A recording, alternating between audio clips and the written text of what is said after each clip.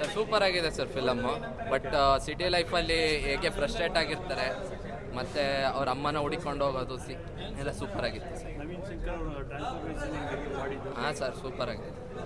Thank you. ಚೆನ್ನಾಗಿದೆ sir. ನೋಡಿದವ್ರು ಏನಂತಾರೆ ಅಂತ ಬದುಕಿದ್ರೆ ನಾವು ಮುಂದೆ ಹೋಗಲ್ಲ, ಅದನ್ನ ತಿಳ್ಕೊಳ್ಬೇಕಷ್ಟೇ. ಫಿಲಮ್ ನೋಡಿದಾಗ ಏನಂತ ಗೊತ್ತಾಗುತ್ತೆ. ಫಿಲಮ್ ನೋಡಿ ಕಂಟೆಂಟ್ ಚೆನ್ನಾಗಿದೆ, ಇವತ್ತಿನ ಪೀಳಿಗೆಗೆ ಬೇಕಾಗಿದೆ, ತುಂಬ ಚೆನ್ನಾಗಿದೆ, ಚೆನ್ನಾಗಿ ಮಾಡಿದ್ದಾರೆ. ನವೀನ್ ತುಂಬ ಚೆನ್ನಾಗಿ ಮಾಡಿದ್ದಾರೆ. ಈ ಕಾಲಕ್ಕೆ ಏನು ಸ್ಟೋರಿ ಬೇಕು, ಫ್ಯಾಮಿಲಿ ಒಳ್ಳೆ ಸ್ಟೋರಿ ಇದೆ, ತುಂಬ ಚೆನ್ನಾಗಿದೆ. ಚೆನ್ನಾಗಿದೆ ಸರ್, ತುಂಬ ಚೆನ್ನಾಗಿದೆ ಸ್ಟೋರಿ, ನೋಡ್ಬೋದು. ಚೆನ್ನಾಗಿದೆ ನೋಡ್ಬೋದು. ಈ ಚಿತ್ರ ಬಂದಿದೆ, ಎಲ್ಲರೂ ನೋಡಿ ಸಪೋರ್ಟ್ ಮಾಡಿ. ಒಳ್ಳೆ ತಂಡ, ಹೊಸ ತಂಡ. ಇಂಥವ್ರು ಪ್ರೋತ್ಸಾಹ ಮಾಡಿದರೆ ನಮಗೆ ಇನ್ನೂ ಹೊಸ ಹೊಸ ನಿರ್ಮಾಪಕರು ಮುಂದೆ ಬರ್ತಾರೆ. ಸಪೋರ್ಟ್ ಮಾಡಿ. ಡಿಫ್ರೆಂಟ್ ಮೂವಿ, ಡಿಫ್ರೆಂಟ್ ಆಗಿದೆ. ಯಾವಾಗ ನಾರ್ಮಲ್ ಸ್ಟೋರಿ ಬರ್ತಾ ಇದೆ, ಒಂಥರ ಟ್ರಾವೆಲಿಂಗ್ ಸ್ಟೋರಿ ಚೆನ್ನಾಗಿದೆ, ಡಿಫ್ರೆಂಟ್ ಆಗಿದೆ. ನೋಡಿದವ್ರೇನು ಕಾಮಿಡಿ ಇದೆ, ಚೆನ್ನಾಗಿದೆ. ಸಾಂಗ್ ಚೆನ್ನಾಗಿದೆ, ಸಾಧು ಕೋಕಿಲ್ ಅವ್ರ ಸಾಂಗ್ ತುಂಬ ಚೆನ್ನಾಗಿದೆ. ಸ್ಟೋರಿ ಚೆನ್ನಾಗಿದೆ, ಚೆನ್ನಾಗಿದೆ, ಎಮೋಷ್ನಲ್ ಆಗಿದೆ. ತಾಯಿ ಪ್ರೀತಿ ಸಿಗಲಿಲ್ಲ ಅಂದರೆ ಯಾವ ಥರ ಇರ್ತಾರೆ ಅನ್ನೋದು ತುಂಬ ಚೆನ್ನಾಗಿದೆ ತೋರಿಸಿದ್ದಾರೆ. Thank you. ಪ್ರಯತ್ನ ಅಂದರೆ ಎಲ್ಲರೂ ನೋಡಲೇಬೇಕು. ಅಂದರೆ ತುಂಬ ಚೆನ್ನಾಗಿ, ನವೀನ್ ಅವ್ರು ತುಂಬ ಚೆನ್ನಾಗಿ, ಎಲ್ಲರೂ ತುಂಬ ಚೆನ್ನಾಗಿ ಮಾಡಿದ್ರು. ಚೆನ್ನಾಗಿದೆ. ನವೀನ್ ಬ್ರೋ ಸೂಪರ್ ಆ್ಯಕ್ಟಿಂಗ್ ಮಾಡಿದ್ರು.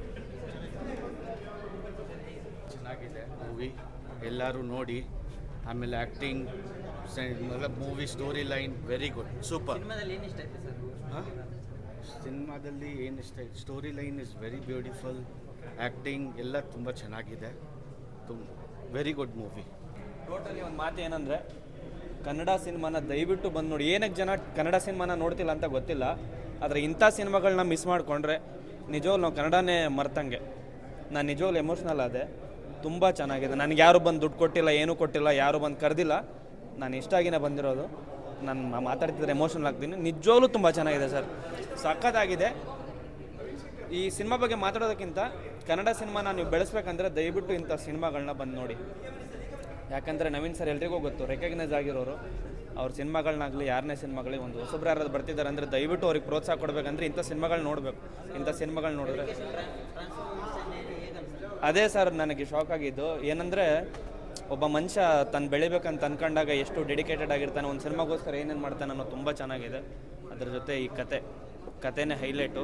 ಈ ಸಿನಿಮಾದಲ್ಲಿ ಬಂದರೂ ಯಾರೂ ಹೀರೋ ಅಲ್ಲ ಈ ಸಿನಿಮಾಗೆ, ಈ ಕತೆನೇ ಹೀರೋ. ಚೆನ್ನಾಗಿದೆ ಸರ್, ತುಂಬ ಚೆನ್ನಾಗಿದೆ. Thank you sir.